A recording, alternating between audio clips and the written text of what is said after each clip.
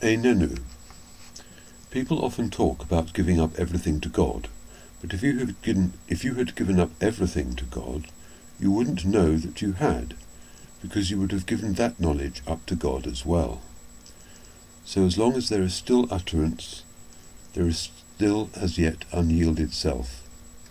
God struck, dumbstruck. The life in God, as far as this world goes, is like Korsakoff syndrome. A sea of forgetfulness, as everything is handed over for God to take.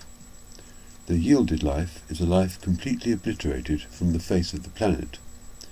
The yielded life is the annihilated life. Of course, your Christianity must go, but it rarely does. People hang on to it for dear life. Awareness of faith must go. Awareness of God must go, given back to God. Everything must be annihilated in an overwhelming fog of folly and unknowing. This is the cloud of unknowing, and it cannot be faked. Few find it, and those who do are unable to report it because they do not know they have found it. Because knowledge of having found it is itself given up to God. Where all there is a cloud of folly and nothingness, there is nothing but God. The nothingness of the fool is wiser than the highest wisdom. The one who is in God is he who knows not that he is in God. All is givenness. Give God back to God. And people begin to disappear, vanishing into the fog of the folly of God. One by one they disappear without leaving a trace.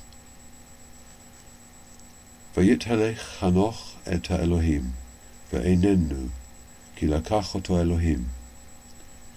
Enoch walked with God, and then he was not, because God took him.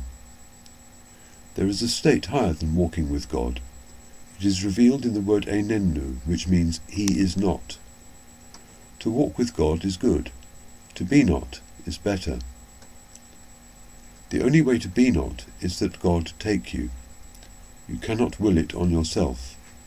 Not being is pure gift, unearned and undeserved, based on God's grace and not by works, lest any man should boast.